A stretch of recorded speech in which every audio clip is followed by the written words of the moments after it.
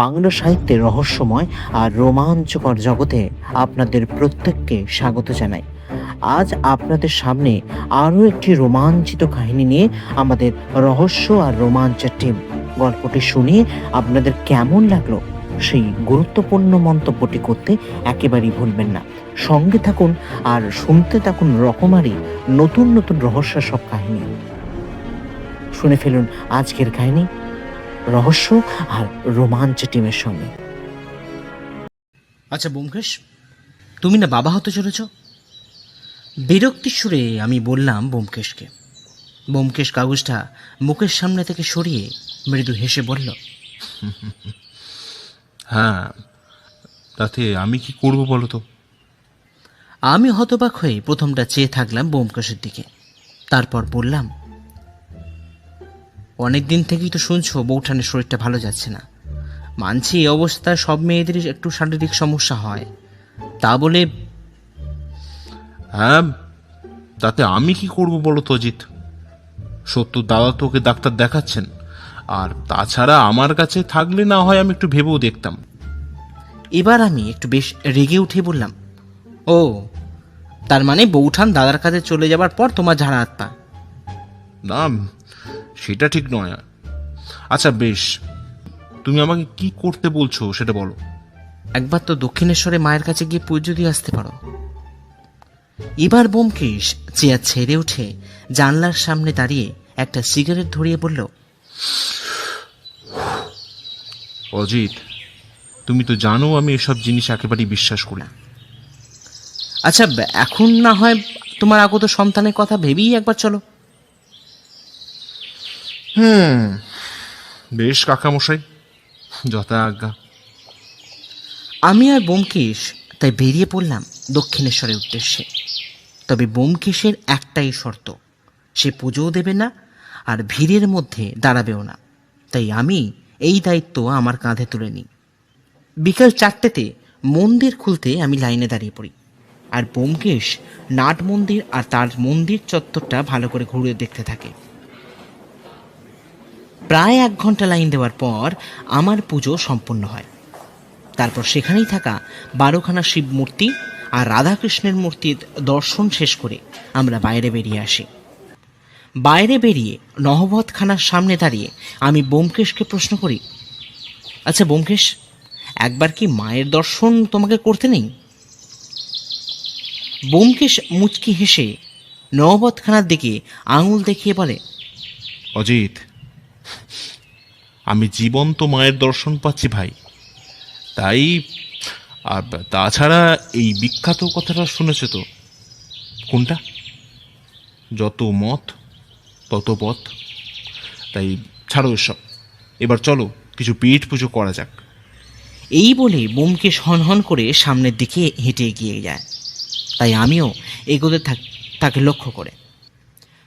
গরম গরম হিঙের কচুরি আর ছোলার ডাল, যাকে বলে স্বর্গীয় অনুভূতি। ব্যোমকেশ ইতিমধ্যেই কচুরি খাওয়া শেষ করে আরও 2টো রসগোল্লার দিকে মনোসন্নিবেশ করেছে, আর আমি চারিদিক তাকিয়ে লোকেদের দেখছি আর কচুরি মুখে পড়ছি। খাওয়া দাওয়া শেষ করে হোটেলের টাকা মেটাতে ম্যানেজারের কাছে গিয়ে দেখি দূরে কিছুজন নিজেদের মধ্যে কিসব বলা বলি করছেন। কথাগুলো জোরে বললেও সেগুলো খুব একটা স্পষ্ট নয়। তাই ব্যোমকেশ ম্যানেজার বাবুকে জিজ্ঞাসা করলো, আচ্ছা, ওখানে এত মানুষ কি নিয়ে কথা বলছে ম্যানেজার বাবু? ম্যানেজার বেশ হতাশার সুরে বললেন, আর বলবেন না, গতকাল একটি মেয়ের মৃতদেহ পাওয়া গেছে নদী ঘাটে। আর শুধু তাই নয়, গত 1 মাস আগে ঠিক ওই একইভাবে ওই আরেকটি খুন হয়েছে মেয়ের। বুঝতেই পারছেন এত সুন্দর একটা পরিবেশে কত একটা বিশ্রী ব্যাপার। ব্যোমকেশ বলল, তা পুলিশ কি বলছে? ভদ্রলোক মুচকি হেসে বললেন, পুলিশ আর কি বলবে, বহুদিন ধরেই তারা চেষ্টা করছেন, কিন্তু কিছুই লাভ করে উঠতে পারছেন না। আর বুঝলেন তো মশাই, পরিবার নিয়ে আমাদের এখানেই বাস, তাই চিন্তাও একটু বেড়েই চলেছে। আর তার ওপর আমার একটি মেয়েও আছে। কি যে করব আর কি যে হবে কিছুই বুঝতে পারছি না। এরপর একটা দীর্ঘশ্বাস ফেলে ভদ্রলোক নিজের কাজের দিকে ব্যস্ত হয়ে পড়লেন। আমি আর ব্যোমকেশ দোকান থেকে বেরোতে ব্যোমকেশ আমাকে বলে, অজিত, একবার থানায় যেতে হচ্ছে ভাই, শান্তিতে আর থাকা গেল না। আমি বেশ মন সুরে বলি, তার মানে কি তুমি তুমি ঠিকই ধরেছেন লেখক বাবু, এবার চলুন। থানায় ঢুকতে যাব দেখি ইন্সপেক্টর সাহা নিজের চেয়ারে বসে আছেন। ব্যোমকেশের সঙ্গে আগে থেকেই ওনার আলাপ আছে, তাই ব্যোমকেশকে দেখতে পেয়ে সাহাবাবু চেয়ার ছেড়ে উঠে দাঁড়ালেন। তারপর আমাদের তার সামনে রাখা চেয়ারে বসতে বলে নিজেও চেয়ারে বসলেন। তারপর 3টে চা আনতে বলে আমাদের বললেন, মানে আপনার মতন এত বড় সত্যান্বেষীর আজ আমার থানায় কিসের দরকার হলো ব্যোমকেশ বাবু? ব্যোমকেশ টেবিলে নিজের হাত রেখে বলল, আসলে দক্ষিণেশ্বরের ঘাট সংলগ্ন এই খুনের ব্যাপারে আপনার সঙ্গে একটু কথা ছিল শাহবাবু। ও আইসি, তা এই কেসটা কি আপনি? ব্যোমকেশ ওনার মুখের কথা শুনে নিয়ে বলল, আরে না না ইন্সপেক্টর শাহ, আসলে কৌতূহল বশতই আপনার কাছে আসা। আর তাছাড়া অত সুন্দর একটা মনোমুগ্ধকর স্থানে ওরকম কুরুচিকর ঘটনা ঘটা কি খুব একটা শোভনীয়? আর তাছাড়া আশেপাশে অনেক পরিবার নিয়েও মানুষ বাস করছেন, তাই তাদের কথা ভেবেও বলতে পারেন এই সত্যান্বেষীর আগমন।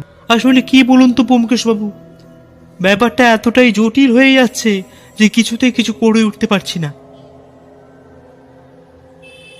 মানে আসলে ব্যাপারটা কি ঘটেছিল আর কিভাবেই বা ঘটেছিল যদি সেটা একটু বলেন। বলবো। আসলে ব্যোমকেশ বাবু, ঘটনাটা শুরু হয় আজ থেকে 1 মাস আগে। সেদিন কাজের শেষে অফিসারদের কাজ বুঝিয়ে দিয়ে আমি বাড়ি ফিরবো, হঠাৎ একটা টেলিফোন এলো যে দক্ষিণেশ্বরে গঙ্গাঘাটে এক নারীর মৃতদেহ পাওয়া গেছে। তা শুনে আমি লোকজন নিয়ে সেখানে রওনা দিই। তো গিয়ে দেখি এই বছর 25-এর একটি মেয়ে রাস্তায় মৃত অবস্থায় পড়ে আছে। কিন্তু সবচেয়ে আশ্চর্য বিষয় কি জানেন ব্যোমকেশ বাবু? কি? পরে জানা যায় মেয়েটির জিভ কেটে নেওয়া হয়। ভারী আশ্চর্যের বিষয় তো।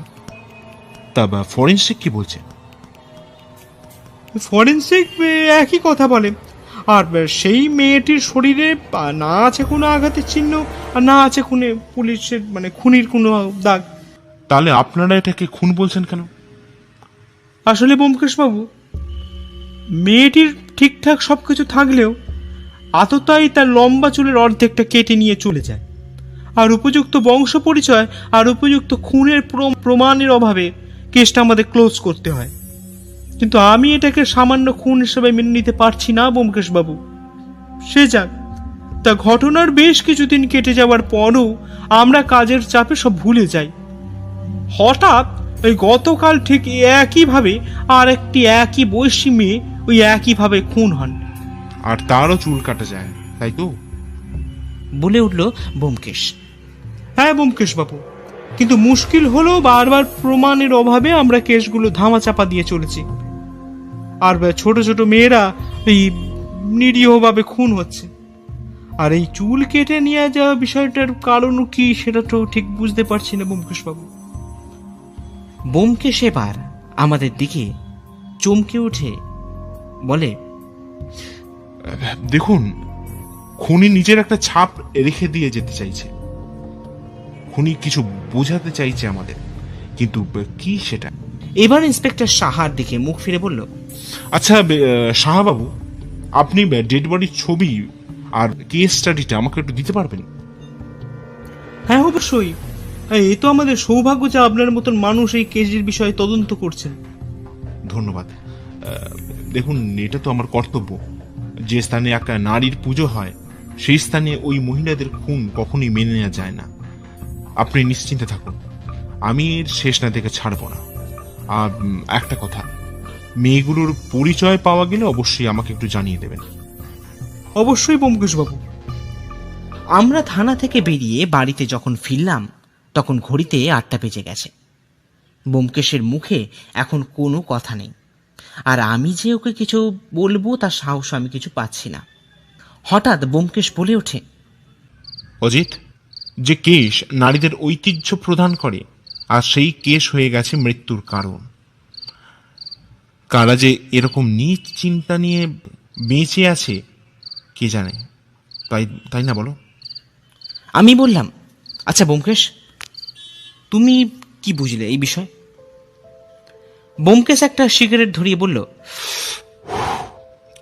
অজিত, আমি একটা জিনিসই বুঝতে পারলাম, অপরাধীকে যেমন করি হোক শাস্তি কিন্তু পাওয়াতেই হবে। কিন্তু কিসের কিন্তু ব্যোমকেশ? কিন্তু ভাবছি হঠাৎ এভাবে মরতে হলো কেন ওই দুটো মেয়েকে? আর ব্যোমকেশ, ওই চুল কেটে নিয়ে যাওয়ার বিষয়টা কেমন ধোঁয়াশা লাগছে না তোমার?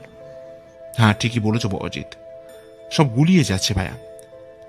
কাল একবার ঘটনাস্থলে যেতে হবে ভাই, তবে তার আগে রিপোর্টগুলো একটু ভালো করে যাচাই করে নিতে হবে।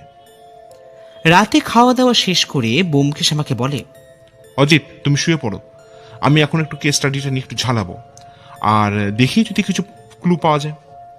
এই বলে ব্যোমকেশ নিজের ঘরে চলে গেল। অগত্যা আমি ঘরে এসে বিছানায় শুয়ে পড়লাম, আর এই খুনের বিষয় ভাবতে ভাবতে কখন যে ঘুমিয়ে পড়লাম সেটা বুঝতেই পারিনি। সকালে ঘুমটা ভাঙলো ব্যোমকেশের গলার আওয়াজে। অজিত, অজিত, ওঠো, আমাদের বেরোতে হবে, বেশি দেরি করলে হবে না ভাইয়া। আমি বিছানা ছেড়ে উঠে দেখি ঘড়িতে 6টা বাজে। আমি তাড়াতাড়ি তৈরি হয়ে নিতেই ব্যোমকেশ আর আমি রওনা দিলাম। যখন মন্দিরের সিংহদুয়ারের সামনে এসে পৌঁছালাম তখন ঘড়িতে 10টা বেজে গেছে। আমি ব্যোমকেশকে বললাম, আচ্ছা ব্যোমকেশ, ইন্সপেক্টর শাহকে আসতে বললে কি ভালো হতো না? ব্যোমকেশ ভূত দেখার মতো আমার দিকে চেয়ে বলল, হ্যাঁ, কি যা তা বলছো অজিত? পুলিশ থাকলে এমন অনেক ঘটনাই আমাদের নজরে আসবে না, যেটা নজরে আসা ভীষণ দরকার। আর তাছাড়া নিজের এই সত্যান্বেষ বন্ধুটির বিচক্ষণতার উপর ভরসা নেই তোমার? আমি সঙ্গে সঙ্গে বলে উঠি, এ মা, এসব কেন বলছো ব্যোমকেশ? আমি তো তা বলিনি। আসলে পুলিশ থাকলে জায়গাটা চিনতেও তোমার সুবিধা হতো। আর তাছাড়া কিছু নয় অজিত, এখানে দাঁড়িয়ে সময় নষ্ট করার মতো সময় আমাদের নেই ভাইয়া। এই বলে ব্যোমকেশ সিংহদুয়ারের ডান পাশের ঘাটের রাস্তার দিকে চলে গেল। অগত্যা আমি একবার সিংহদুয়ারের সামনে দাঁড়িয়ে পায়ের জুতো খুলে মায়ের মন্দিরের দিকে তাকিয়ে প্রণাম করে ব্যোমকেশকে অনুসরণ করলাম। কিছু দূর যা এগোতেই আমি ব্যোমকেশকে বললাম, আচ্ছা ব্যোমকেশ, এখনও তো দেখছি মানুষের সংখ্যা খুব একটা মন্দ নয়, তাহলে কি করে মৃত্যু হলো এই দুই কন্যার? ব্যোমকেশ আশেপাশে তাকাতে তাকাতে বলল, ঠিকই বলেছো ভাইয়া, আর এটার উত্তর আমি বহুক্ষণ খুঁজছিলাম। অনেকক্ষণ ভেবে তারপর বুঝলাম, রাতের বেলা তো এই দিকটা এত লোক আগমন হয় না বললেই চলে, তাই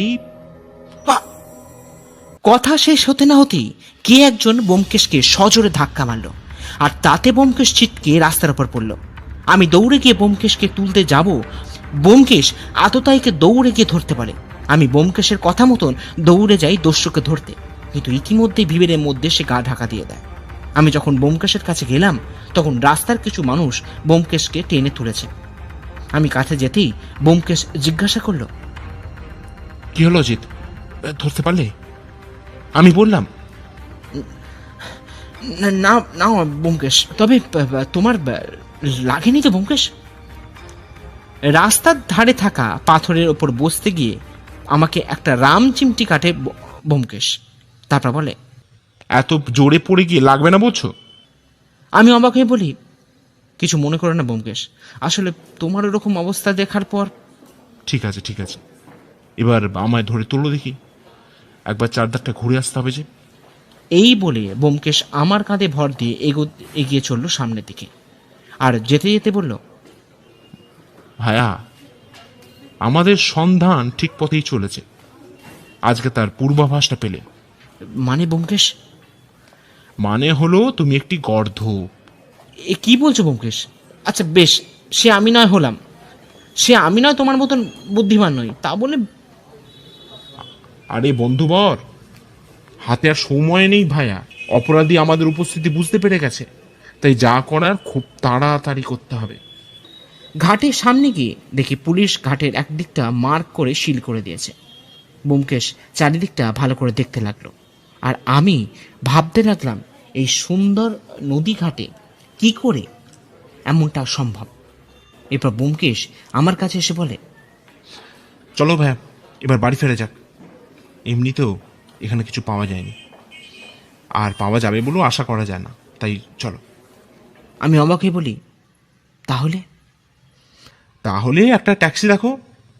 বাসে ওঠাটা আজ সম্ভব হবে না, তারপর বাড়ি পৌঁছে একটা ফোন করতে হবে ভাইয়া।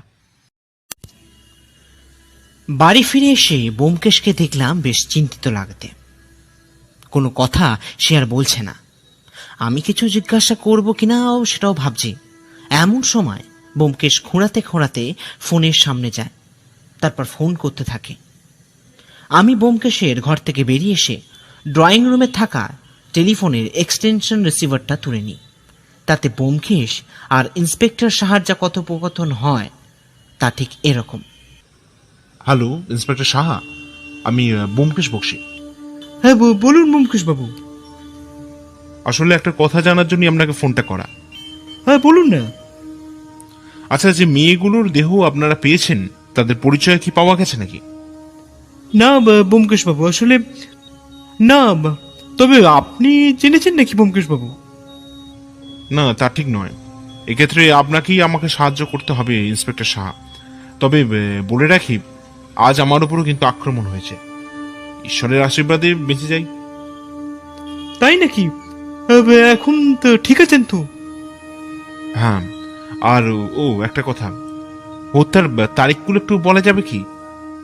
বিশেষ সুবিধা হতো। হ্যাঁ ওই তো, একটা 26শে জুলাই আর একটা 11ই অগস্ট। অসংখ্য ধন্যবাদ আপনাকে। রাখি, নমস্কার। এরপর ব্যোমকেশ ঘর থেকে বেরিয়ে এসে আমার দিকে তীক্ষ্ণ দৃষ্টি দিয়ে বলে, অজিত, সবই তো শুনলে, এবার একবার পাঁজিটা নিয়ে এসো তো ভাইয়া। আমি অবাক হয়ে বললাম, পাঁজি? কেন, পাঁজি নিয়ে কি করবে ব্যোমকেশ? আনোই না, দরকার আছে। আমি ঠাকুর ঘর থেকে পাঁজিটা এনে ব্যোমকেশ হাতে দিই। ব্যোমকেশকে দেখি পাঁজির ভেতরের পাতাগুলো উল্টে পাল্টে দেখতে।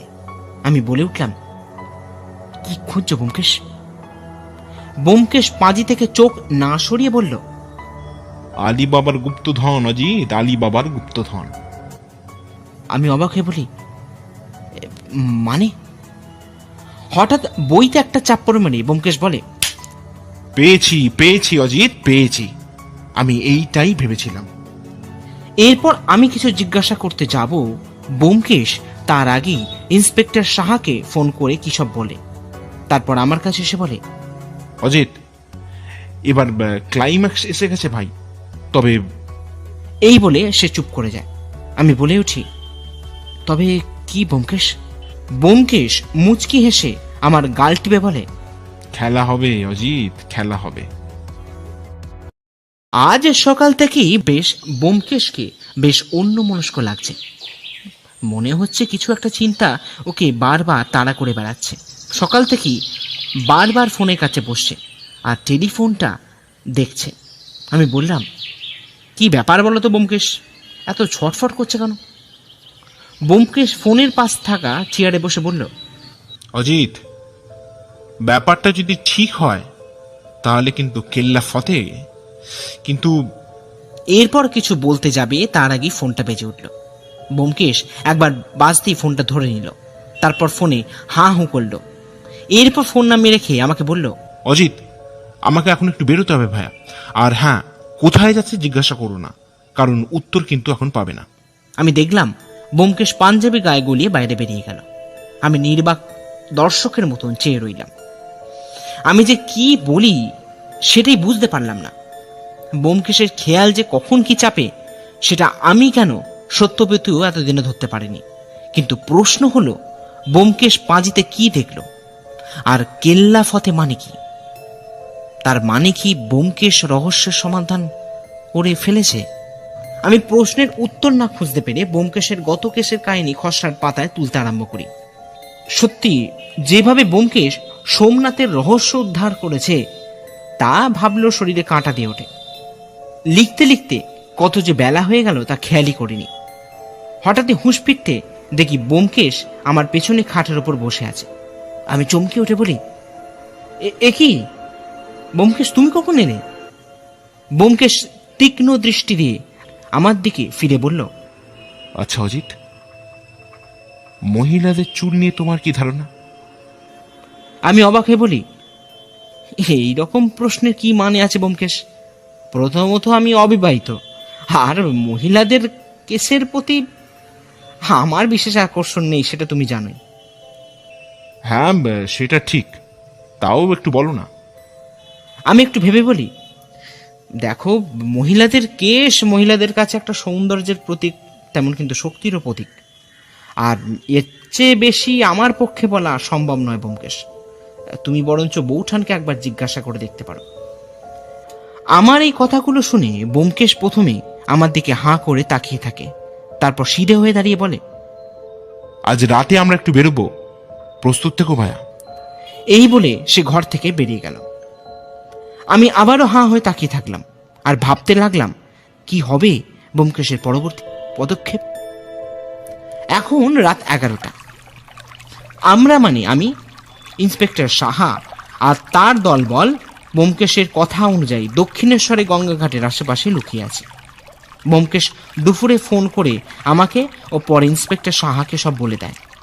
আমি প্ল্যান অনুযায়ী সন্ধ্যের সময় থানায় চলে আসি, আর তারপরেই সকলে একসাথে ঘাটে চলে আসি। কিন্তু মুশকিল হচ্ছে, ব্যোমকেশকে আমাদের 10টার মধ্যে ঘাটে চলে আসতে বললেও তার কিন্তু কোনো পাত্তা নেই। ইন্সপেক্টর সাহা আমাকে দুবার ব্যোমকেশের বিষয়ে জিজ্ঞাসা করলেও আমি কোনো সদুত্তর দিতে পারিনি। জানি না ব্যোমকেশ কি করতে চলেছে। আমি গঙ্গার ঘাটে বেঁধে রাখা নৌকাতে বসে আছি, আর শুধু আমি নয়, ইন্সপেক্টর সাহাও আছেন, আর বাকিরা এদিক ওদিকে লুকিয়ে আছেন। ইন্সপেক্টর সাহা এবার চাপা গলায় আমাকে প্রশ্ন করলেন, মানে কি অজিত বাবু, এই ব্যোমকেশ বাবু কি আসবেন না? আর কি জন্যই বা এখানে ডাকলেন সেটা যদি একটু বলেন। আমি নৌকা থেকে ঘাটের দিকে তাকিয়ে বলি, কি করে বলি বলুন তো সাহাবাবু, ব্যোমকেশ আমাকে আপনাদের থানাতে সন্ধেবেলা চলে আসতে বলে, আর থানাতে গেলে আমি আপনার কাছ থেকে জানতে পারি যে ও এখানে আসতে বলেছে। তবে ব্যোমকেশ যখন এখানে আসতে বলেছে তখন নিঃসন্দেহে আসামির খোঁজ সে পেয়েছে, তাই এখন অপেক্ষা করা ছাড়া কোনো উপায় নেই। ইন্সপেক্টর সাহাকে যে এতগুলো আশ্বাস বাণী শোনালাম ঠিকই, কিন্তু মনে মনে ভাবছি কি হবে আজ। এই ভাবতে ভাবতে যে কত রাত্রি হলো তা বোঝা যাচ্ছে না। চারিদিকে এতটাই অন্ধকার যে পাশে বসে থাকা সাহাবাবুকেও স্পষ্ট দেখা যাচ্ছে না। খালি জলের স্রোতের আওয়াজ আর ঝিঝি পোকার শব্দ চারিদিকে রহস্যকে আরও বাড়িয়ে তুলেছে। হঠাৎ লক্ষ্য করলাম ইন্সপেক্টর সাহা আমার বাম হাতটা টেনে বললেন, অজিত বাবু, ওই দেখুন। আর আঙুলের নির্দেশ বরাবর লক্ষ্য করলাম এক মহিলা হাতে হ্যারিকেন নিয়ে এগিয়ে আসছেন। হ্যারিকেনের অস্পষ্ট আলোয় লক্ষ্য করলাম মহিলাটির মুখ ওড়নায় ঢাকা। পোশাক দেখে তো মনে হলো রাজস্থানী। আমি ইন্সপেক্টর সাহাকে বললাম, আর কিছুক্ষণ এখানে অপেক্ষা করা দরকার শাহবাবু, যতক্ষণ না ব্যোমকেশ এখানে চলে আসে। ইন্সপেক্টর সাহা আমার কথা মতন চুপ করে বসে রইলেন, কিন্তু এর কিছুক্ষণ পর যেটা ঘটে গেল তার জন্য আমরা একেবারেই প্রস্তুত ছিলাম না। দেখলাম ঘাটের রাস্তা বরাবর এক সন্ন্যাসী বাবা এগিয়ে আসছেন গঙ্গার দিকে, কিন্তু না, সে এগিয়ে গেল মহিলার দিকে। পূর্ণিমা চাঁদের আলোয় লক্ষ্য করলাম কি একটা চকমকে বস্তু আছে সাধু বাবার হাতে। এবার দেখলাম ইন্সপেক্টর সাহা আস্তে আস্তে নৌকা থেকে নেমে এগিয়ে গেলেন সাধু বাবার দিকে। কিন্তু এ কি, সাধু বাবা সেই মহিলাকে লক্ষ্য করে হাতের ধারালো অস্ত্র তুলে ধরলেন। কিন্তু কি আশ্চর্য, এত কিছু ঘটনা ঘটছে কিন্তু সেই মহিলাটি কিন্তু নিরুত্তর। এবার যেই মহিলাটির ওপর অস্ত্র প্রহার করতে যাবে অমনি মহিলাটি পেছন ফিরে বন্দুক চালাল। এবার পেছন থেকে দৌড়ে গিয়ে ইন্সপেক্টর সাহা সাধু বাবাকে ধরলেন। সব ঘটনাগুলো এতটাই তাড়াতাড়ি ঘটছিল যে আমি নিজের প্রতিক্রিয়া দিতেই ভুলে গেছিলাম। বন্দুকের আওয়াজে যখন হুঁশ ফেরে তখন আমিও ছুটে যাই ঘাটের দিকে। ঘাটে পৌঁছে দেখি পুলিশরা এসে পৌঁছেছেন। তবে আমার যে এখনো অবাক হওয়ার কিছু বাকি ছিল সেটা আমার জানা ছিল না। এবার দেখলাম সে মহিলাটি নিজের মুখের চাপা খুললেন, আর আমি যাকে দেখলাম তিনি হলেন ব্যোমকেশ। এখন আমি আর ব্যোমকেশ এবং ইন্সপেক্টর সাহা পঞ্চবটি তলায় গঙ্গার ধারে দাঁড়িয়ে আছে। ব্যোমকেশ পাঁচিলের ওপর হেলান দিয়ে মাটির ভাঁড়ে চা পান করছে, আর আমি আর ইন্সপেক্টর সাহা গাছতলায় বসে ব্যোমকেশের দিকে তাকিয়ে আছি। প্রায় মিনিট 10 হয়ে গেছে, কিন্তু ব্যোমকেশ এখনো কোনো কথা বলছে না। অবশেষে ইন্সপেক্টর সাহা বললেন, ব্যোমকেশ বাবু, মানে খুনির সন্ধান নয় পেলাম, কিন্তু বাকি বিষয়গুলো যদি একটু বলেন তাহলে আমাদের কেসের পক্ষে সুবিধা হতো। ব্যোমকেশ এবার সিধে হয়ে দাঁড়িয়ে আমার দিকে মুখ করে পাঁচিলে পিঠ ঠেকিয়ে বলে, ইন্সপেক্টর সাহা, এই কেসটা অতি সাধারণ একটি পেটি কেস। যদি আপনারাই প্রথম থেকে খুনের ওপর একটু নজর দিতেন তাহলে বোধহয় পরের মেয়েটির মৃত্যু হতো না।